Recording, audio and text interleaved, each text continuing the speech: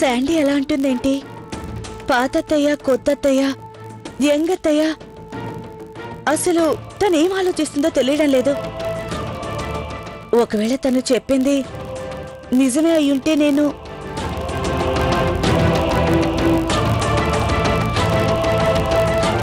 అసలు నేను చిప్లో ఏముందో చూడలేదు.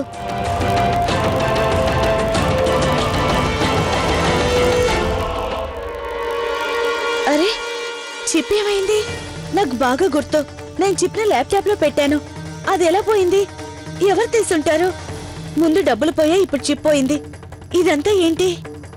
అలా మౌనంగా చూస్తున్నావేంటి? అడిగేది నిన్నే. చెప్పు, లవ్లీ ఎక్కడుంది? అది బామ్మగారు, లవ్లీ తన గదిలో ఉన్నట్టుంది. ఈ మధ్య తను బద్ధకస్తురాలైపోయింది, నిద్రపోతుందనుకుంటా. అలా అనకండి కమలావతినా. మీరు ఈ విధంగా మా శ్రీమతి గారి మీద నిందలు వేయడం ఎంత మాత్రం కరెక్ట్ కాదు.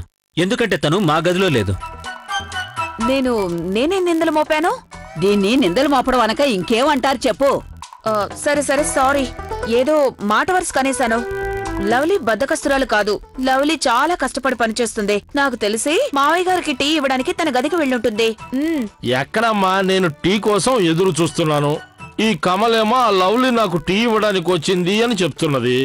ఇది నా పట్ల అన్యాయమా కదా? చెప్పమ్మా. బాబు, ఇప్పుడు భోజనం చేసే సమయం. ఈ టైంలో నువ్వు టీ కోసం ఎదురు చూస్తున్నావా? రండి అందరూ, భోజనం రెడీగా ఉంది. గౌరక్క, ఈ లవ్లీ ఎక్కడుందో తెలియట్లేదు. ఎప్పుడు చూసినా భోజనం టైంకి మాయమవుతుంది. భోజనం చల్లారిపోతుంది. కమలాకయ్య, లవ్లీని త్వరగా రమ్మనండి. పిలవడానికి తనకి తెలుసుంటే కదా. అసలు ఈ మధ్య లవ్లీకేమైంది? ఉన్నట్టుండి మాయమైపోతుంది, ఉన్నట్టుండి తిరిగి వచ్చేస్తోంది. లవ్లీ ఎక్కడుందో నాకు బాగా తెలుసు. ఈ మధ్యకాలంలో ఎప్పుడు చూసినా థ్రెడ్మిల్ మీద జాగింగ్ చేస్తుంది. ఖచ్చితంగా తను అక్కడే ఉండుంటుంది. అవును ప్రియా, నేను ఒకసారి చూశాను. అరే, భోంచేశాక జాగింగ్ చేస్తుంది, అది కూడా ట్రెడ్మిల్ మీద. నాకెందుకునో లవ్లీకి మనశ్శాంతి లేకుండా పోయిందనిపిస్తోంది. తనకి ఎవరో ఒకరు సహాయం చేయాలి. ఎవరు సహాయం చేస్తారు? గురుమాత సహాయం చేస్తుంది. కేవలం గురుమాత ఆశీర్వాదంతోనే తన మనసు ఈ సమస్య నుంచి బయటపడగలుగుతుంది. అయ్యో రామా, నువ్వింత చిన్న వయసులోనే మాయలు, మంత్రాలు, పూజలు, పురస్కారాలు అంటూ తిరుగుతున్నావా? లేదు. అయ్యో లేదమ్మా, ఆవిడ మాంత్రికురాలు కాదు. ఆవిడ మనుషుల్నే మాయం చేయగల మాంత్రికురాలు. అన్నీ ఒట్టి మాటలే. లేదు బామ్మగారు, మీరలా కొట్టిపారేయకండి. లవ్లీ మనసు కొట్టుమిట్టాడుతోంది. శాంతి కోసం తన మనసు ఈ సంసారం అనే సాగరంలో మునిగి తేలుతూనే ఉంది.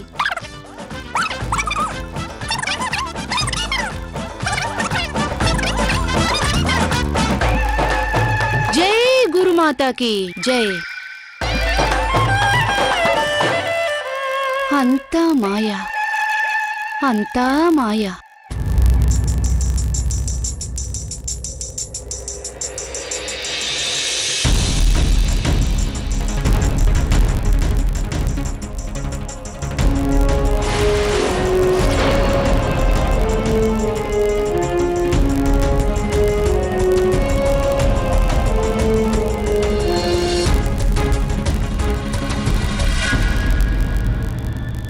ఇంత ఆలస్యమైందేంటి?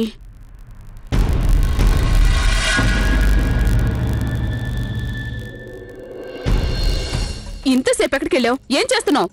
అలాగా? నువ్వు మెల్లగా మాట్లాడమని నాకు ఇందాక నీతులు చెప్పావు. నీకేమైంది? నువ్వెందుకలా అరుస్తున్నావు? డబ్బు తీసుకొచ్చివ్వడం అంత తేలికైన పని కాదు, టైం పడుతుంది.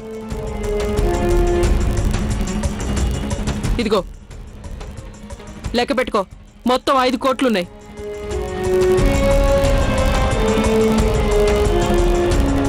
ఇంకా ఇదిగో ఆ చిప్. ఇది చిప్ కాదు, మనకి ఉరితాడు. మన టైం బాగుండి అది పడకుండా తప్పించుకున్నాం.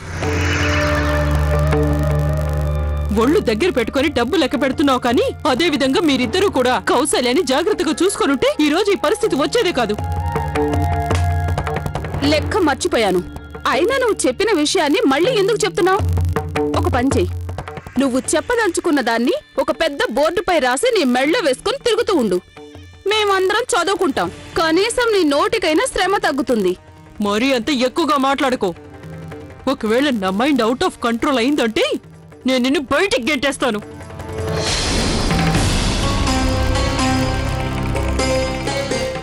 నీకు ఎంత ధైర్యం? నువ్వు నీ గతం మర్చిపోయావా? ఒక బార్ డాన్సర్గా బతికేదానివి. బార్ డాన్సరా? అత్తయ్యా, మేం గనక సహాయం చేయకుండా ఉంటే ఈ రోజుకి ఏదో ఒక పిక్చర్ లో ఏదో ఒక హీరోయిన్ వెనకాల తిరుగుతూ కనిపించేదానివి. ఆ విషయం మర్చిపోకు. నువ్వేదో పెద్ద నీతి మంత్రులలాగా మాట్లాడాలని ప్రయత్నించకు. ఈ బార్ డాన్సర్ కి నీ రహస్యాలు బాగా తెలుసు. నేను గనుక నోరు తెరిస్తే నీ గురించి అందరికీ తెలుస్తుంది. నీ భర్త చనిపోయాక వశీకరణ విద్యను ఉపయోగించి సత్యనారాయణ కౌశిక్ ని నువ్వు వశం చేసుకున్నావు. షటప్. నువ్వు నీ నోటుకొచ్చినట్టు మాట్లాడకు. ఆయన నా పిల్లలకి తండ్రి. ఇటువంటి కట్టుకథలు నాకు చెప్ప కార్తీ. నీకు చంద్రానికి పుట్టిన పిల్లల్ని ఆ సత్యనారాయణ కౌశిక్ పిల్లలని చెప్పి నువ్వు ఎవరినైనా మోసం చేయగలవేమో కానీ నన్ను కాదు. ఏయ్, కాస్త నువ్వు నీ నోరుని అదుపులో పెట్టుకో, లేదంటే ఇక్కడే నీ నాలుక కత్తిరించేస్తాను. ఇది నువ్వు ఉండే బార్ కాదు, నా ఇల్లు. అలాగా? ఒక్కసారి చెయ్యి వేసి చూడు, చెయ్యి విరిచేస్తాను. ఆ తర్వాత జీవితాంతం చేతులు లేకుండా తిరుగుతుండాల్సిందే. మర్యాదగా చెప్తుంటే నీకు అర్థం కావట్లేదు. ఉండు, నీ సంగతి చెప్తాను. ఎంత ధైర్యం ఉంటే నా మీద చేయి వేస్తావే? ఎంత ధైర్యమే నీకు? ఉండు, నీ సంగతి చెప్తాను. నువ్వు ఆ కౌశల్య స్థానంలో ఉండేసరికి కాస్త కళ్ళు నెత్తికెక్కాయి. నీ పొగరు అంచకపోతే నా పేరు ఆర్తియే కాదు చెప్తున్నావు. అలాగా? నువ్వేమైనా కష్టపడి సంపాదించుకుంటున్నావా ఏంటి? నేను తెచ్చిచ్చిందే కదా తింటున్నావు. కళ్ళు నాకు కాదు, నీకు నెత్తికెక్కావు. అర్థమైందా? వెళ్ళి ఇక్కడి నుంచి. నన్ను తోసేస్తావా? నీ పని చెప్తానుండు.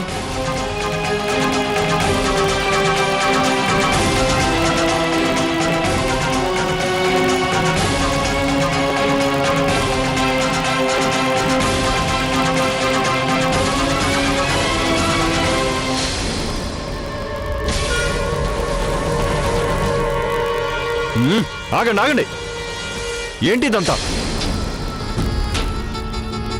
ఈ వయసులో చిన్నపిల్లలా కొట్టుకోవడానికి సిగ్గులేదు? పొరపాటు జరిగిపోయింది, వదిలేయండి.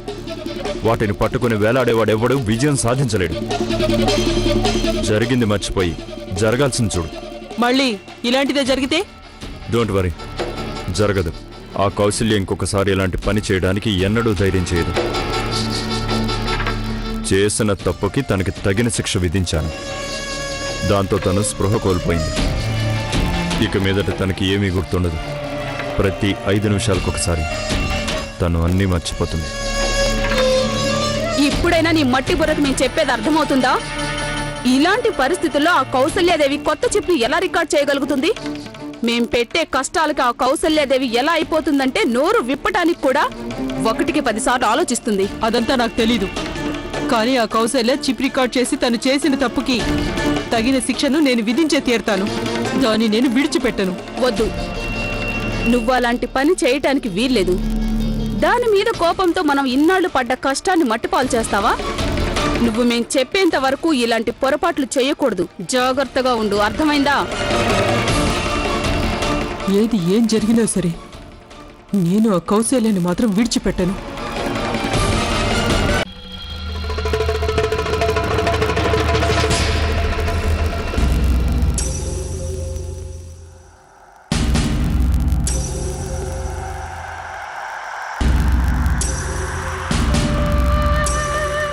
ఏం వెతుకుతున్నావు నువ్వు? నేను ఒక వస్తువు పెట్టాను, అది కనిపించట్లేదు. నీకేం కావాలి? నేను ప్యారిస్ వెళ్తున్నాను కదా, ఆ ఎగ్జిబిషన్ లో ప్రెజెంట్ చేయాల్సిన పెయింటింగ్స్ చిప్ వెతుకుతున్నాను. ఇక్కడే ఎక్కడో పెట్టానే, ఏమైంది? కార్తీక్, అది నీ చిప్ ని నేను పోగొట్టేశాను.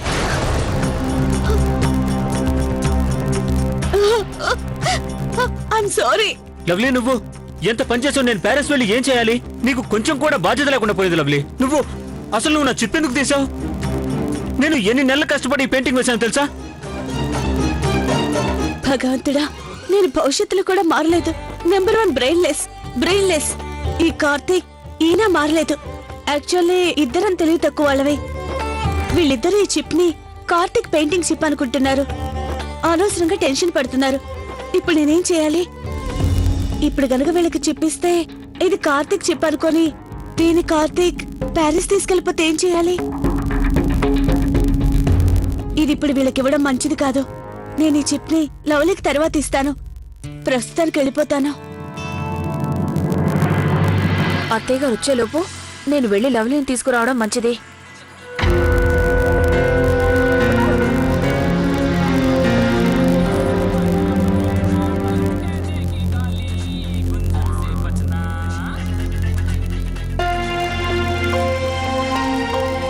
నాకు అనిపిస్తుంది మీరే అబద్ధం చెప్తున్నారు. మీరు అసలు నా కన్నతల్లి కాదు. నా అన్ను చాలా మంచివాడు. నేను నా ప్రేమ వల్ల అన్నుని ఎప్పటికీ చెడిపోనివ్వను.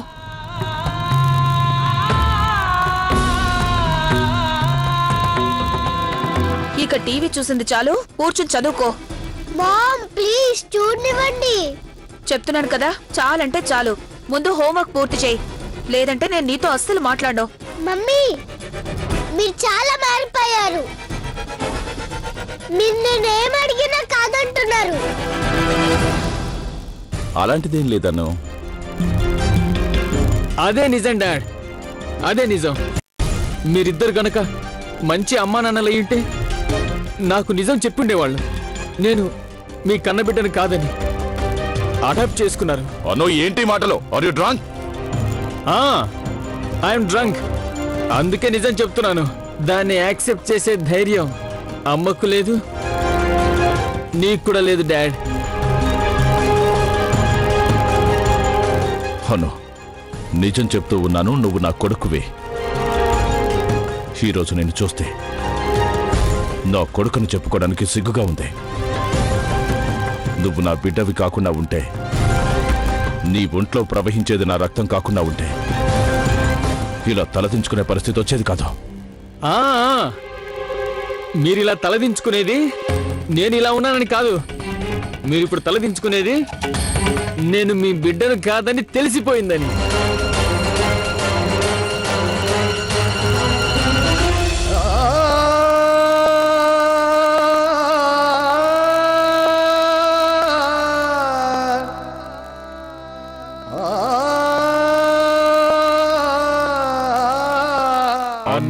ఏమైంది? నా బాధ ఎవరికి అర్థం కావట్లేదు. నేనెంత నరకం అనుభవిస్తున్నానో ఎవరికి తెలియడం లేదు. మీరెందుకు బాధపడుతున్నారు? నాకు చెప్పండి, నేను ఆ బాధను తొలగిస్తాను. దాన్ని తొలగించడం అంత తేలిక కాదు. ఇది గుండెల్లోని బాధ. నాకు అసలు గుండె లేదు కదా, అందుకే నాకు పెయిన్ అనేది తెలీదు. త్వరగా నేను లవ్లీ దగ్గరకు వెళ్ళాలి. ఒకవేళ తను ఏదైనా ప్రమాదంలో ఇరుక్కుందో ఏంటో.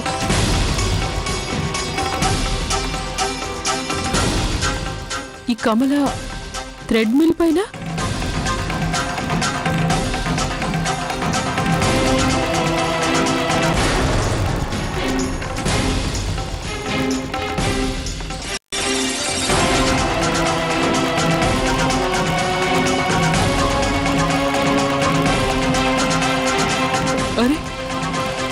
కమల ఎక్కడికి వెళ్ళిపోయింది? లవ్లీ చేసింది చాలు, పద వెళ్దాం. పద. నీకు తెలుసుగా, అత్తయ్య గారు వచ్చేలోపు మనం వెళ్ళకపోతే మన ఇద్దరికి తిట్లు పడతాయి. అక్క ప్లీజ్, మీరు అర్థం చేసుకోవడానికి ట్రై చేయండి. నేను ఇప్పుడు మీతో రాలేను. మీరు వెళ్ళిన తర్వాత ఇక్కడ జరగకూడనివి చాలా జరిగాయి. ఇక్కడ కొంతమంది అత్తయ్యని చాలా పెద్ద సమస్యలో ఇరికించారు. ఇంతకీ ఎవరు వాళ్ళు? వాళ్ళు ఆర్తి చంద్రం. ఆ దొంగ మోహందా? అవునక్క, వాళ్ళు చాలా దుర్మార్గులు. ఆర్తి భర్త మరణించిన తర్వాత వాళ్ళు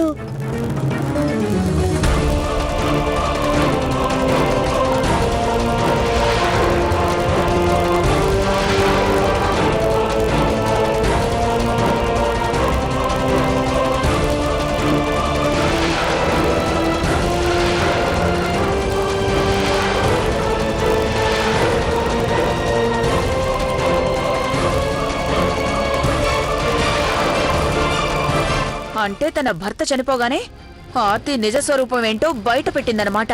అవునక్క, ఆర్తి భర్తను ఎలాగైనా బతికించాలి. తను గనక బతుకుంటే ఆర్తి అత్తయ్య గారికి ఎలాంటి ద్రోహం చేయలేదు. అలాంటప్పుడు ఇక్కడుండి ఏం చేస్తావు? తిరిగి వెళ్దాం పదా, వెళ్ళి అతన్ని కాపాడదాం. అక్క మీరు వెళ్ళండి, నేను ఈ చిప్ లవ్లీకి ఇచ్చేస్తాను, సరేనా? సరే సరే, త్వరగా తిరిగి వచ్చేయి.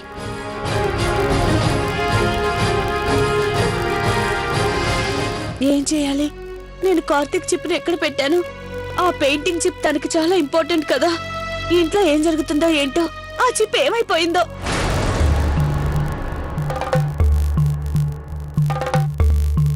తను ఏడుస్తుంది.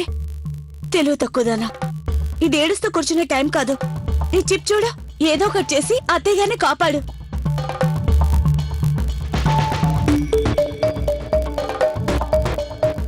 చిప్, లవ్లీ చిప్ చూడు. లవ్లీ,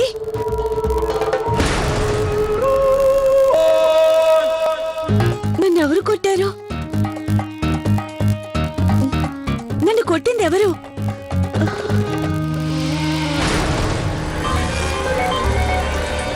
చిప్,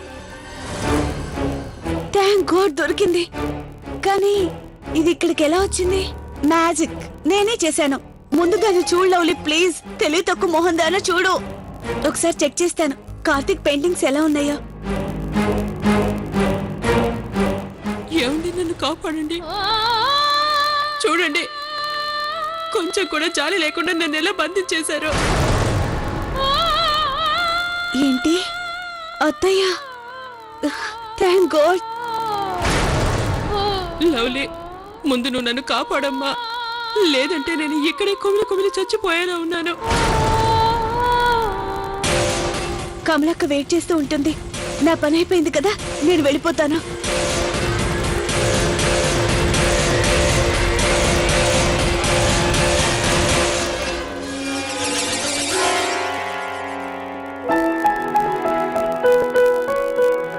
ఆ భగవంతుడికి కోటి కోటి దండాలు. లవ్లీ చిప్ చూసి చాలా మంచి పనిచేసింది.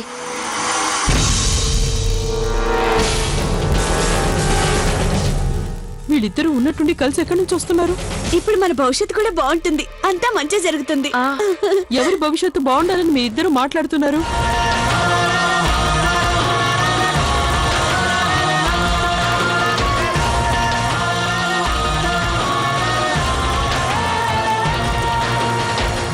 అసలు ఏంటిదంతా? ఉన్నట్టుండి వస్తారు, ఉన్నట్టుండి మాయమవుతారు. అసలు మీరిద్దరు ఏం చేస్తున్నారు?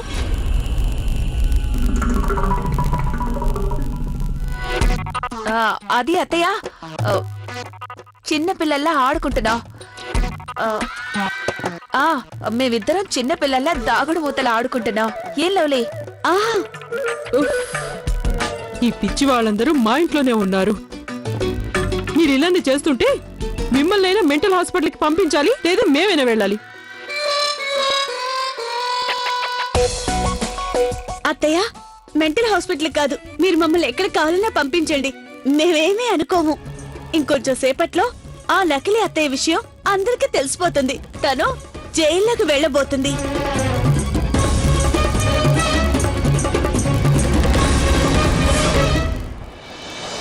నీకు ఎంత ధైర్యం ఉంటే నా రహస్యాల్ని బయట పెట్టాలని చూస్తూ.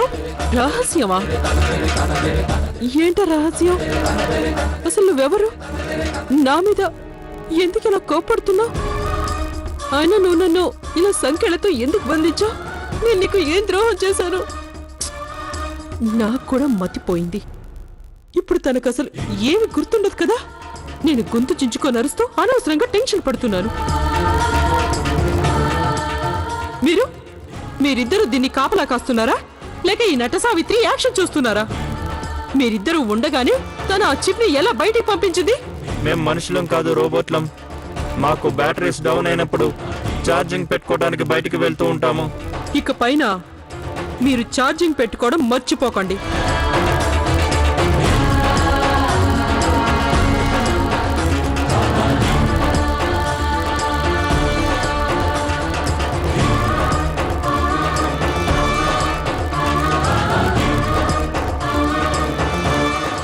నేను నిన్ను వదిలిపెట్టను. నేను నీకు విధించబోయే శిక్షతో నువ్వు జీవితాంతం నీ గతాన్ని మర్చిపోయినా సరే, నేను విధించిన శిక్ష మాత్రం ఎప్పటికీ మర్చిపోవు. చూస్తుండు. నువ్వు నాకు 5,000 ఇవ్వగలవా? దొంగ మొహంది, మళ్ళీ డబ్బులు అడుగుతుంది. దురాశపర్రాలు, దుష్టురాలు. ఎన్నిసార్లు చెప్పినా గానీ తన పద్ధతి మాత్రం మార్చుకోదు. మావయ్య గారు, తను స్పృహలో లేదు. అసలు తను మా అత్తయ్య గారు కాదు. తెలుసమ్మా, తను నా కౌశల్య కానే కాదు.